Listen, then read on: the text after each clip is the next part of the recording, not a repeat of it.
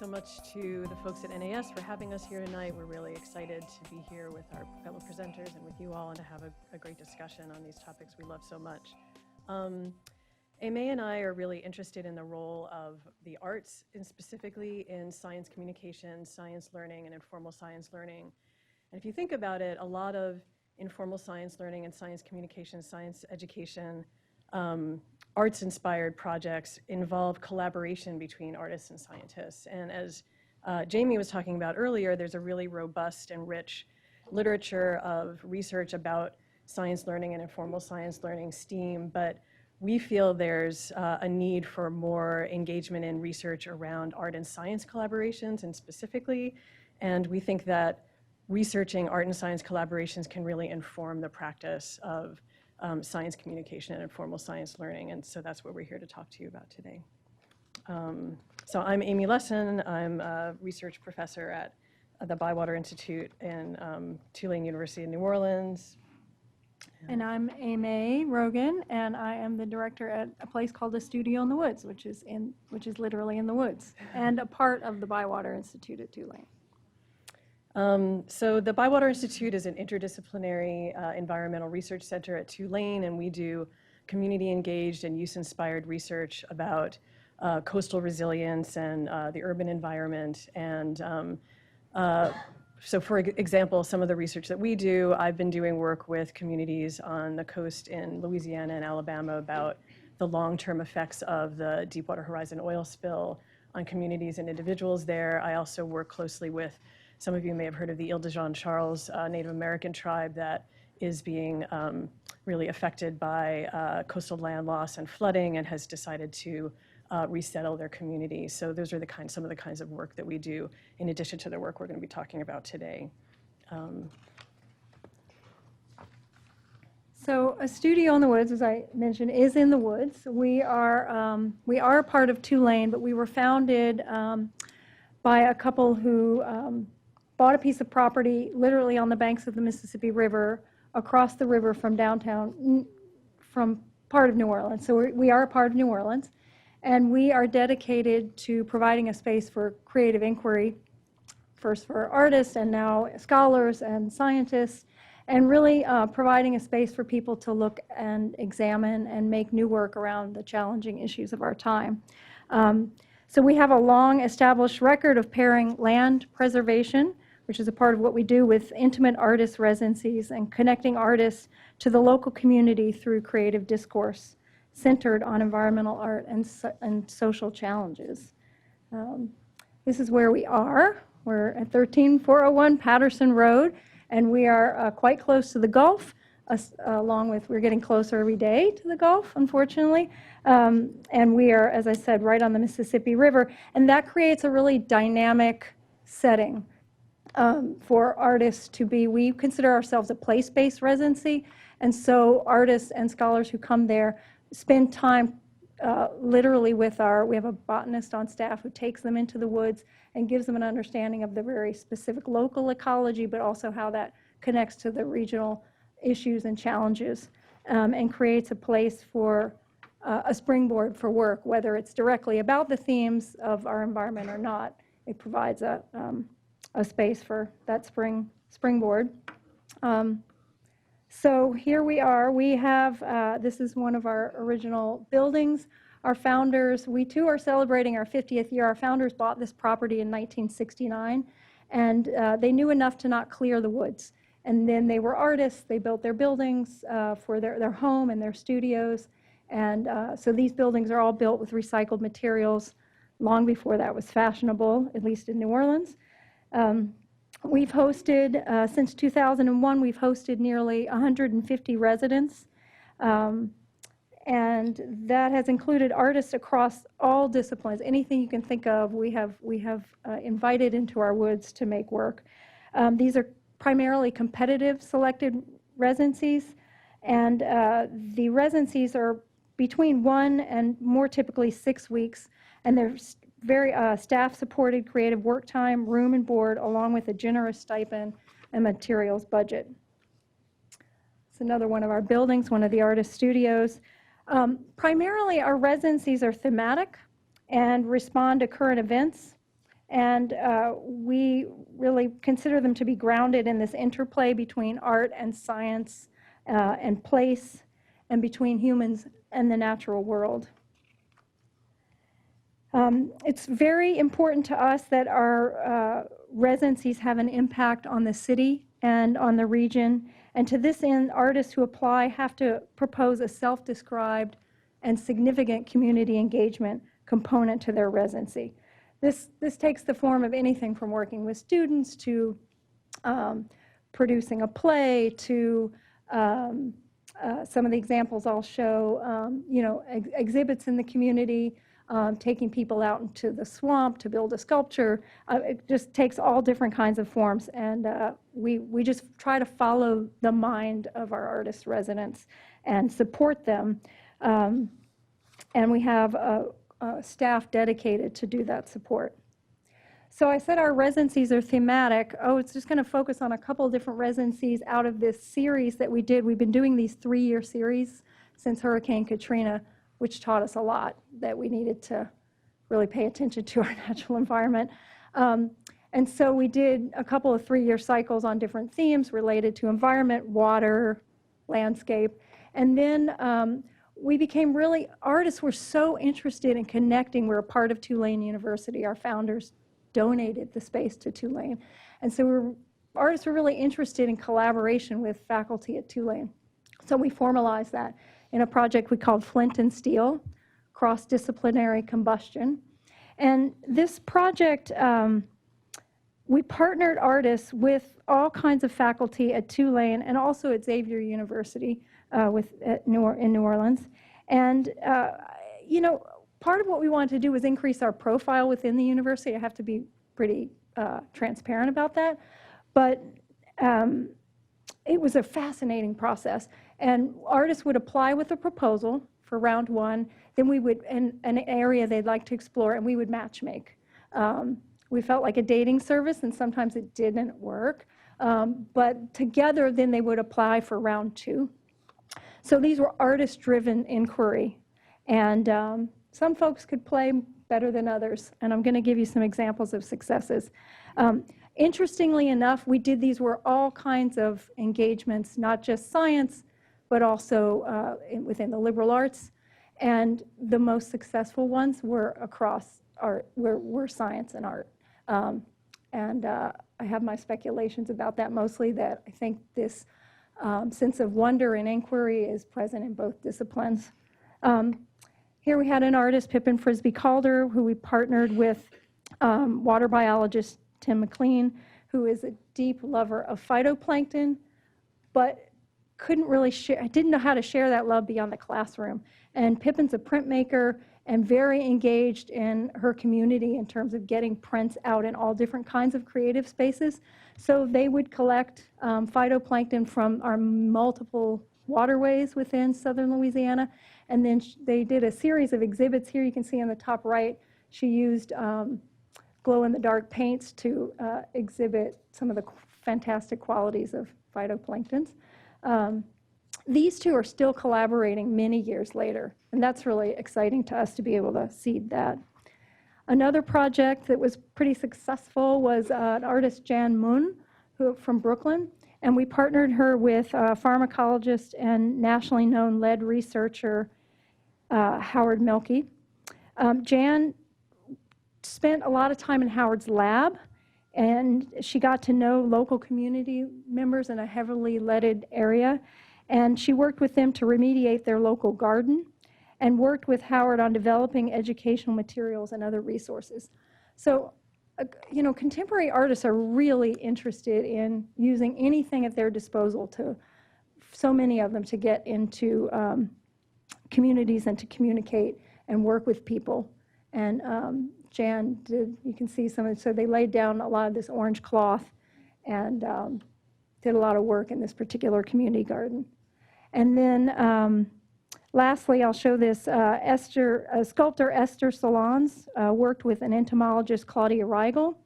And Esther wanted to build a palace for native solitary bees. And together with Claudia, they worked this scheme excuse me, and she built this. You can see it's quite large, and solitary bees like to lay their eggs in these tubes. And this piece we were able to install at the Audubon Zoo in New Orleans. So it was there for 2 years, and many bees were born and flew out of and went to live good lives. Anyway, so that's another example of the community engagement. So that's some of what we had a lot of fun. We like to approach this in terms of play, and then that kind of led to conversations with my colleague here, she's going to talk about our next exploration.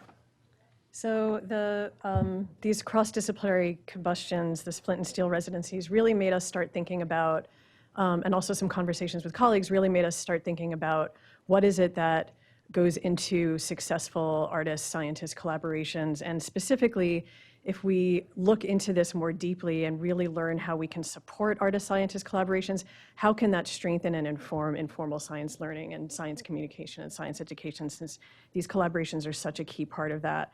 So we wanted to, we've been working on some projects that we'll talk about in a minute, but one thing that we wanted to do to start this out was to kind of do a meta-analysis of what's out there. And we published in 2016 a paper in Trends in Ecology and Evolution. And I think just the fact that this very kind of high-powered ecology journal, Tree, was interested in publishing this really goes a long way to show how important and interested people are in the sciences in this. And so what we did was we really wanted to look at an assessment of art-science collaborations, and we looked at about 200 art and science communication projects by carrying out searches, looking at several different databases and different sources of information. And in our work, the term project can mean any kind of initiative, a collaboration, a program that resulted in some form of output that could be used for communication and outreach. And we searched the World Wide Web and used a few other different resources to find these 200, mostly United States-based projects. And one thing that we found is that largely these projects were really geared towards the public. Some of them were in university settings as well. And that, really the public outreach was really a key goal of these. So there was kind of a wide variety of audiences that people looked at. We also looked at the different topics that were used in these projects, which topical areas did people focus on, and what were their kind of deliverables. And really the big take home to look at here is that by far the vast majority of the projects that we looked at focused on the environment and climate change, and that really, I think, goes to show how hungry people are for engagement around this. And we've been doing a lot of work and thinking about how the arts in particular can be really crucial in engaging people in dialogue around the climate crisis. And so really, we found that to be true when we did our meta-analysis, that people were really interested in these topics. And what we're really interested in is, are these art and science collaborations working? How can we assess them? And again, how can we support them? So we kind of came up with, sort of taking off of some of the experiences that we had when Studio in the Woods did these cross-disciplinary collaborations. What are some things that we can advise people to think about as they're entering into collaborations and to try to assess before, during, and after? And though interdisciplinary collaboration is really gaining in popularity as an intellectual practice, so over 65% of the projects that we looked at involved collaboration between artists and scientists. We think this collaboration is understudied. And so we're interested in questions we can ask going into it. How can we support and assess these collaborations? What kind of performance measures can we use? What should people be thinking about going into it? We'd like to ask people to think about how goals can be achieved. What are the outcomes of the project that are intended on both the scientist and the artist part? What's kind of the balance between the artistic and scientific merit of the project's products? What can each party learn from the whole process? We want people to think about evaluation methods as well. So again, as Jamie talked about before, we're really used to in the field of evaluating the output of an informal learning or a learning project, but really think about kind of also evaluating the collaboration itself, and using all of the techniques that are used in the field as well. and so how can we really look at that, the way that the team is working together and performing together? So how are they working together collaboratively? What are the changes? So we often, in informal science learning, we think about what are the changes to the audience in their attitudes and knowledge, but what kinds of changes happen for each of the collaborators as well? And how might this inform the way that they do science learning, and how might the project proceed based on this? So really looking at the impact of the project and this experience on collaborators. So, we'll direct you, I don't want to take up too much time with this, but we'll direct you to look at our publication. And we're really interested in the power of research into collaboration in a way to inform this field. So. And then, I think, so we're continuing to play too and to figure out what works. And we just launched a new series, or this is a pilot for a new series where we're flipping it so that the artist-science collaboration is driven out of the scientific inquiry. And so we're working with Dr. Jordan Karubian and his lab that's examining lead, particularly how it shows up in mockingbirds. And we put a call out to artists locally to work with him, and he was part of the interview process, and we just identified an artist, and she'll be working with Dr. Karubian to raise awareness about lead contamination and through the vehicle of Carnival, and that is a public engagement, extravaganza, for lack of a better word. And we're going to see what happens. And so part of what we're doing is, unlike with Flint and Steel, which was we had evaluation on a sort of informal level, we're more formally evaluating it.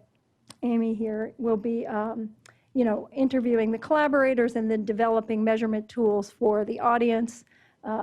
We'll see how that works over Carnival. But we're trying to build our own practice and at the same time, really actually have fun ourselves, and just kind of see what the heck works. So with that. Yeah, and so we have been working for a few years to develop a research project that looks into some of this. So this pilot that Amy just talked about is something that we're doing right now, and it's unfunded. And we've been working for a while to develop a project where we pair artists, scientists, and educators together, study that collaborative process, and then have them work with students or community members to do arts-based informal science learning and evaluate and study that process as well. And so we've been trying to get that funded for a while, and it's interesting that it's can be challenging, more challenging to do research around art and science than it is to actually do art and science, we found. So we're really interested in having discussions and to meet all of you, and we're interested in being part of this dialogue and this community. So we're really happy to be here again and to discuss this with you. And we have a short video with some of the residents from a studio in the woods we'd like to close. Yeah, and this is actually, before we start the video, this is part of our current 3-year series, which is actually wrapping up. And it's called Adaptations Living with Change. And these are not necessarily collaborative residencies, although we're always partnering artists with anybody they want to hook up with in New Orleans and in our community. And we've invited, again, artists of all disciplines to explore what's the impact of our current climate crisis, which is being felt increasingly everywhere, but we feel a particular urgency in South Louisiana. So here, the question that was posed, this is artists from the first year of this series, and we'll continue this video series as we collect more stories. But the question was, what is the role of artists at this time? So we'll close with the artist's words.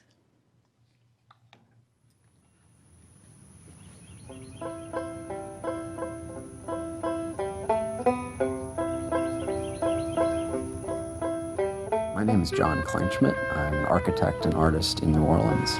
My name is Aurora Levens Morales, and I'm a writer. My name is Jonathan Rabwa Farouche Mayi, and I paint mythological beasts in different landscapes around Louisiana. I'm Julia Kamari Drapkin, and I come from a background of journalism.